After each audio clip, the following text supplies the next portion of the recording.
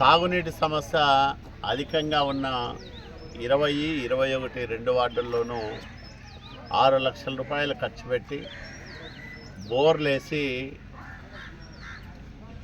ట్యాంకులు ఏర్పాటు చేశాం. ఈరోజు ఆ 2 ట్యాంకులను మనం ప్రారంభం చేస్తున్నాం. పైతోట ప్రాంతంలో ఇది ఊరికి విశ్లేషించినట్టుండే ప్రాంతం, శివారు ప్రాంతం. ఇక్కడ తాగునీటి సరఫరా వ్యవస్థని మెరుగుపరిచే దిశగా ఇప్పటికే 70 లక్షల రూపాయలు ఖర్చు పెట్టి పైప్ లైన్ అంతా కూడా నిర్మించాం.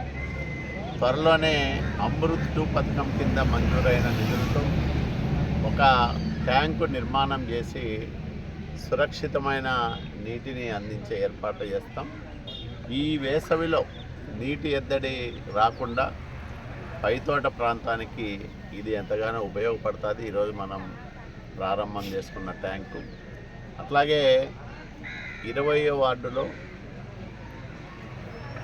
ఎక్కువ సమస్య ఉన్న ప్రాంతం అది. ఎప్పుడు అక్కడ మహిళలు ఆందోళన చేసేవాళ్ళు. అలాంటి ప్రాంతంలో ఈరోజు మంచినీరు, బోరు నీరైనా మంచినీరు పడ్డము చాలా ఆనందదాయకం. ఆ మంచినీటిని మనం సరఫరా చేస్తున్నాం ఈరోజు నుంచి. అక్కడ మహిళలందరూ చాలా ఆనందం వ్యక్తం చేస్తూ ఉన్నారు.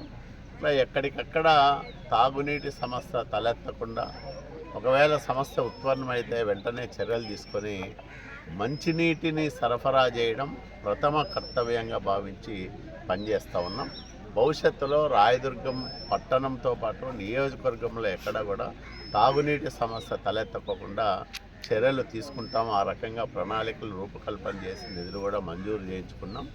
ఈ 6 నెలలు 7 నెలల కాలంలోనే పనులు కూడా ప్రారంభమవుతాయి.